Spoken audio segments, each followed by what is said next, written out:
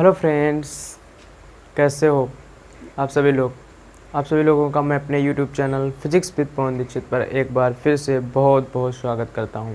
Friends, class 12th physics का chapter moving charge and magnetic field का ये second video लेकर आया हूं। इसके प्रीवियस वीडियो में हमने magnetic dipole and magnetic dipole moment की चर्चा की थी, और यदि उस वीडियो को आपने नहीं देखा तो लिंक डिस्क्रिप्शन में आप देख लीजिए। तो आज बात करेंगे मैग्नेटिक फील्ड क्या होता है एंड मैग्नेटिक फोर्स लाइंस क्या हैं और इसकी प्रॉपर्टीज़ क्या हैं। ठीक है फ्रेंड्स, तो वीडियो स्टार्ट करूं उससे पहले जो भी फ्रेंड्स चैनल पर नए हैं, चैनल को सब्सक्राइब करके बेल आइकन को प्रेस कर दें, जिससे ऐसी अन्य वीडियो की नोटिफिकेशन आप तक मिलती रहे। फ्रेंड्स, मैग्नेटिक फील्ड क्या है, इलेक्ट्रिक फील्ड क्या है, electric field lines, magnetic force lines, magnetic force lines एक दूसरे को क्यों नहीं काटती हैं, ये सारी चीज़ें हमें अच्छे से क्लियर होनी चाहिए, तभी फिजिक्स में पढ़ने में कुछ मज़ा आएगा। क्योंकि जब हमारे टॉपिक्स क्लियर होते हैं, सारे कॉन्सेप्ट अच्छे से क्लियर होते हैं, तो न्यूमेरिकल्स हैं या न्यूमेरिकल्स लगाने में कोई परेशानी नहीं होती और पढ़ने में हमारा इंटरेस्ट बढ़ता है। तो ये सारी चीज़ों को हमें क्लियर करके रखना है। एक बात और बोल दूं, यदि आप टीचर्स की कोई टॉपिक पर टीचर्स की बात से सहमत नहीं होते हैं, आप सेटिस्फाइड नहीं हो रहे हैं, आप नहीं समझ पा रहे हैं, तो एक काम करिए, आप बुक्स उठाइए और अपने आप उसको कई बार पढ़कर अपने आप उस टॉपिक को समझने की कोशिश कीजिए। उसके बाद जो फीलिंग्स, जो सेटिस्फेक्शन मिलता है, यानी अपने आप कोई चीज़ को पढ़ने के बाद यानी उसको समझने का जो मज़ा है वो कुछ और है। क्योंकि वो टॉपिक्स आपके जो अपने आप क्लियर हुए हैं वो कभी भूलते नहीं हैं। तो कोशिश करिए, जो भी टॉपिक आपको अच्छे से क्लियर नहीं हो रहा है या आप यूट्यूब पर भी टीचर्स से भी सेटिस्फाइड नहीं होते, तो अपने आप बुक्स से पढ़िए, क्योंकि बुक्स से अच्छा और कहीं नॉलेज नहीं है। जिस भी यानी सब्जेक्ट में आपकी ज़्यादा रुचि है, क्योंकि सारे सब्जेक्ट में 4 या जो 5 सब्जेक्ट हैं, सब में तो आप इतना बेटर नहीं करते होंगे, क्योंकि कुछ सब्जेक्ट, 1-2 सब्जेक्ट होती हैं, एक सब्जेक्ट ऐसी होती है जिस पर आप बहुत ज़्यादा फोकस करते हैं, वो आपकी फेवरेट होती है। तो जो भी सब्जेक्ट फेवरेट है उसके कई सारी पब्लिकेशंस की बुक रखिए, 1-2 बुक रखिए और अलग अलग बुक से पढ़ने की कोशिश करिए, तो इससे आपका टॉपिक अच्छे से क्लियर होगा। तो फ्रेंड्स, बात करते हैं मैग्नेटिक फील्ड की। मैग्नेटिक फील्ड क्या होता है, इसको अच्छे से समझते हैं। मैग्नेटिक फील्ड,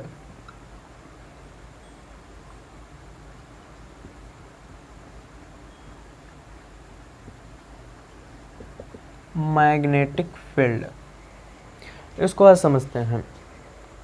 देखो फ्रेंड्स, यदि हम कोई बार मैग्नेट लें, दंड चुंबक, मान लो ये हमारे पास कोई बार मैग्नेट है, ये हमारे पास क्या है, नॉर्थ साउथ, ये हमारे पास कोई बार मैग्नेट है और इसके समीप किसी बिंदु पर एक छोटी मैग्नेटिक निडल को रख दें, चुंबकीय सुई को यदि रख दें या मान लो लटका दें, तो मैग्नेटिक निडल हमेशा एक निश्चित दिशा में ही ठहरती है। मैग्नेटिक निडल जो है वो हमेशा एक निश्चित दिशा में ही ठहरती है। अब यदि इस मैग्नेटिक निडल को उठाकर किसी अन्य बिंदु पर शिफ्ट कर दें तो क्या होगा, ये जो मैग्नेटिक निडल है, मान लो हमने उठाया और इसे यहाँ पे रख दिया, तो ये क्या होगा, इसकी जो सुई है एक दूसरी निश्चित दिशा में शिफ्ट हो जाएगी, दूसरी निश्चित दिशा में ठहरेगी। ठीक है, मान लो यहाँ पे उठा के रख दिया,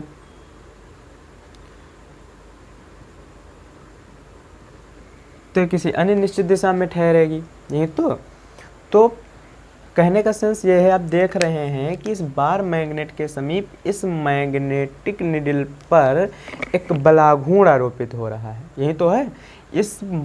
इस बार मैग्नेट के समीप इस मैग्नेटिक निडल पर एक बलाघूर्ण आरोपित हो रहा है, जिससे जो चुंबकीय सुई है, तभी तो चुंबकीय सुई, ये जो मैग्नेटिक निडल है विक्षेपित हो रही है, डिफ्लेक्ट हो रही है। ये मैग्नेटिक निडल घूमकर एक निश्चित दिशा में ठहर रही है, यानी इस बार मैग्नेट के समीप इस मैग्नेटिक निडल पर एक बलाघूर्ण आरोपित होता है, जिससे ये चुंबकीय सुई घूमकर एक निश्चित दिशा में ठहर रही है। तो किसी चुंबक के चारों ओर का वह क्षेत्र जिसमें किसी चुंबकीय सुई यानी मैग्नेटिक नीडल पर एक बलाघूर्ण आरोपित होता है, जिसे चुंबकीय सुई घूम कर एक निश्चित दिशा में ठहरती है, चुंबकीय क्षेत्र कहलाता है, मैग्नेटिक फील्ड कहलाता है। किसी चुंबक के चारों ओर का वह क्षेत्र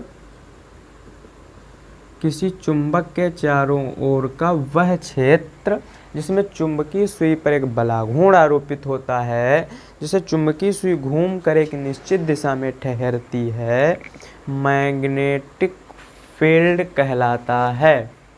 ठीक है, बात क्लियर हुई।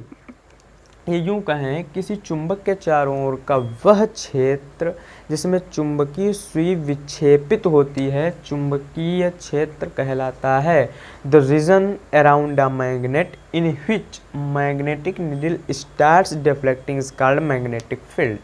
ठीक है, तो इतनी बात क्लियर हुई। चुंबकीय क्षेत्र क्या है? किसी चुंबक के चारों ओर का वह क्षेत्र जिसमें हम किसी चुंबकीय सुई को जब ले जाते हैं तो वो क्या होती है? विक्षेपित होने लगती है। तो इसे ही हम क्या कहते हैं? चुंबकीय क्षेत्र कहते हैं, चुंबकीय क्षेत्र कहते हैं। अब मैग्नेटिक फोर्स लाइंस क्या होती हैं?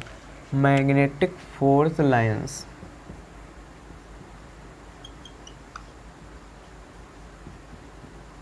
मैग्नेटिक फोर्स लाइंस, इनको समझते हैं। देखो, चुंबकीय क्षेत्र के विभिन्न बिंदुओं पर जो क्षेत्र की डायरेक्शन है, जो दिशा है, वो चुंबकीय बल रेखाओं से ज्ञात की जा सकती है। इसको समझते हैं। अभी हमने देखा हमारे पास कोई बार मैग्नेट है, ये हमारे पास कोई दंड चुंबक है, नॉर्थ साउथ। ठीक है, अभी हमने देखा यदि इस बार मैग्नेट के समीप यदि किसी कंपास सुई को इस बार मैग्नेट के मैग्नेटिक फील्ड में हम रख दें, ठीक है,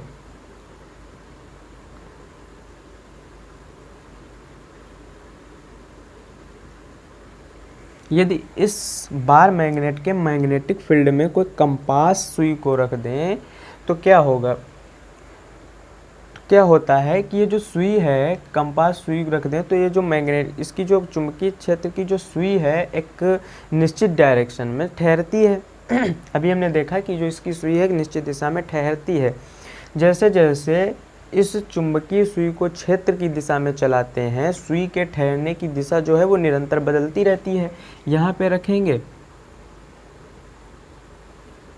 तो कुछ इस प्रकार से हो जाएगी, यहाँ पर रखेंगे तो कुछ इस प्रकार से होगी, यानी चुंबकीय सुई के जो ठहरने की दिशा है वो लगातार बदलती है।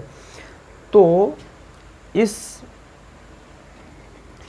चुंबकीय सुई के जो ठहरने की दिशा है वो लगातार क्या है? बदलती है। यानी तो देखते हैं ये जो चुंबकीय सुई के जो चलने की दिशा है एक कर्व लाइन है। चुंबकीय सुई के चलने की जो दिशा है क्या है? एक कर्व लाइन है।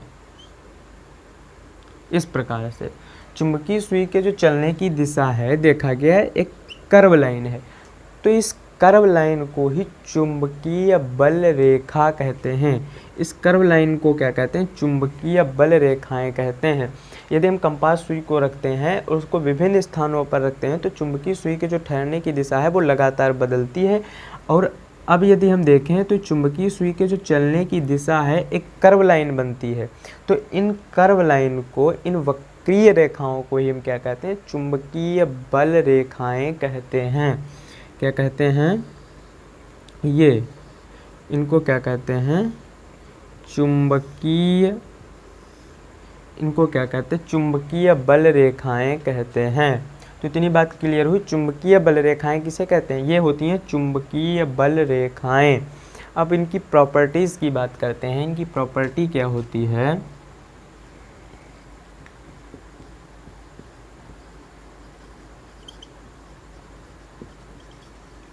प्रॉपर्टीज़। तो चुंबकीय बल रेखाओं की फ्रेंड्स प्रॉपर्टीज़ क्या है? पहला पॉइंट क्या है? Magnetic field lines make closed, always में क्लोज्ड लूप, यानी क्या बनाती हैं, ये जो चुंबकीय बल रेखाएं हमेशा बंद वक्र बनाती हैं इस प्रकार से।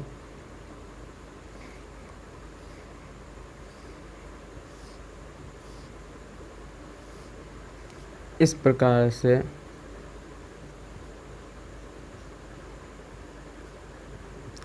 बंद वक्र बनाती हैं जो मैग्नेट के नॉर्थ पोल से निकलकर साउथ पोल की ओर जाती हैं।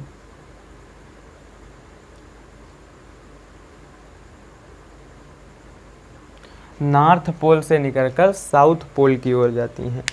चुंबकीय बल रेखाओं की प्रॉपर्टी क्या है, चुंबकीय बल रेखाएं हमेशा क्लोज्ड लूप बनाती हैं जो मैग्नेट के नॉर्थ पोल से निकलती हैं और निष्कोण वक्र बनाती हुई, क्योंकि इनका कोई निष्कोण तो थोड़ी ना है, ये जो लाइंस बन रही इनमें कोई कोण नहीं बन रहा है, निष्कोण वक्र बनाती हुई मैग्नेट के साउथ पोल पर जाती हैं, मैग्नेट के साउथ पोल पर मिलती हैं, जाती हैं, और ये चुंबक के अंदर होते हुए फिर से नॉर्थ पोल पर आ जाती हैं।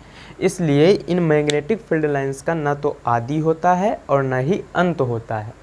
ठीक है, पहली प्रॉपर्टी क्लियर हुई। चुंबकीय बल रेखाएं क्लोज्ड लूप बनाती हैं जो मैग्नेट के नॉर्थ पोल से निकलती हैं और साउथ पोल पर मिलती हैं, साउथ पोल पर मतलब आती हैं, और ये साउथ पोल से मैग्नेट के अंदर साउथ पोल से फिर नॉर्थ पोल पर आ जाती हैं। यानी मैग्नेटिक फील्ड जो लाइंस हैं इनका ना तो आदि है और ना ही अंत है। लेकिन इलेक्ट्रिक फील्ड लाइंस में फ्रेंड्स ऐसा नहीं था, electric field lines closed loop नहीं बनाती हैं, electric field lines closed loop नहीं बनाती हैं, वो धनावेश से निकलती हैं। याद आया, धनावेश से क्या होता है, निकलती हैं। इलेक्ट्रिक फील्ड लाइन धनावेश से निकलती हैं और ऋणावेश पर समाप्त होती हैं, ऋणावेश पर आकर मिलती हैं। इस प्रकार से तो जो इलेक्ट्रिक फील्ड लाइंस हैं वो क्लोज्ड लूप नहीं बनाती हैं, वो धनावेश से निकलती हैं और ऋणावेश की ओर आती हैं, ऋणावेश पर मिलती हैं। ठीक है, ऋणावेश पर मिलती हैं।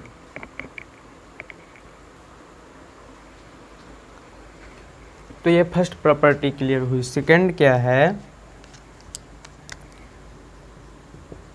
सेकंड नंबर है magnetic field line never cross each other. Magnetic field line never cross each other, यानी मैग्नेटिक फील्ड लाइन जो हैं, चुंबकीय बल रेखाएं हैं, वे कभी एक दूसरे को नहीं काटती हैं। क्यों नहीं काटती हैं, यदि काटेंगी तो कटान बिंदु पर दो स्पर्श रेखाएं खींची जा सकती हैं। यानी चुंबकीय क्षेत्र के किसी बिंदु पर खींची गई जो स्पर्शी है, कहीं पर भी यदि हम स्पर्शी खींचे, चुंबकीय क्षेत्र के किसी बिंदु पर खींची गई जो स्पर्शी है वो चुंबकीय क्षेत्र की दिशा को प्रदर्शित करती है।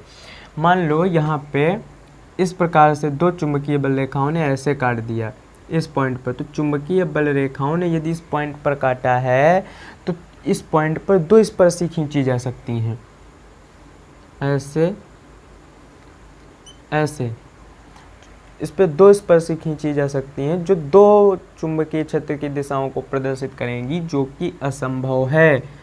चुंबकीय बल रेखाएं एक दूसरे को कभी नहीं काटती हैं, यदि काटेंगी तो कटान बिंदु पर चुंबकीय क्षेत्र की दो दिशाएं होंगी, जो कि असंभव है। एक बिंदु पर दो दिशाएं कैसे संभव हैं, है ना, एक बिंदु पर दो दिशाएं संभव नहीं, इसलिए चुंबकीय बल रेखाएं कभी एक दूसरे को नहीं काटती हैं।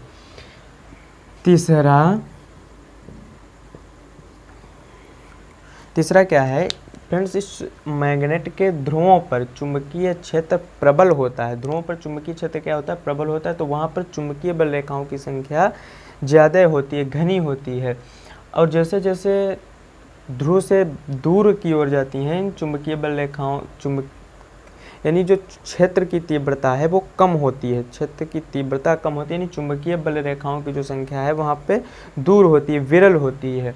अर्थात चुंबकीय बल रेखाओं की जो संख्या है, यानी चुंबकीय क्षेत्र की जो प्रबलता है वो चुंबकीय बल रेखाओं की संख्या पर डिपेंड कर। चुंबकीय बल रेखाओं की संख्या जितनी अधिक होगी चुंबकीय क्षेत्र उतना ही अधिक प्रबल होगा। चुंबकीय बल रेखाओं की संख्या जितनी अधिक होगी तो चुंबकीय क्षेत्र उतना ही प्रबल होगा। चौथा है,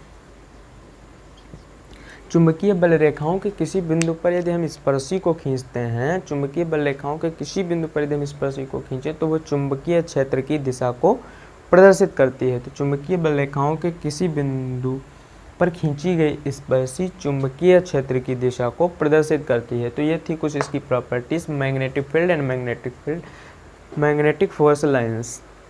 तो आई होप ये दोनों टॉपिक आपको क्लियर हुए होंगे अच्छे से। तो फ्रेंड्स इसके नेक्स्ट वीडियो में हम चर्चा करेंगे ऑर्स्टेड का प्रयोग। ऑर्स्टेड का एक्सपेरिमेंट किया था, किसी धारावाही चालक तार के कारण जो है मैग्नेटिक है, तो ऑर्स्टेड का प्रयोग, बायोसेवर्ट के प्रयोग, इसके नेक्स्ट वीडियो में इसकी चर्चा करेंगे। इसे यहीं तक रखेंगे इस क्लास को। तो मिलेंगे किसी नेक्स्ट वीडियो में, तब तक पढ़ाई करते रहिए। All the very best.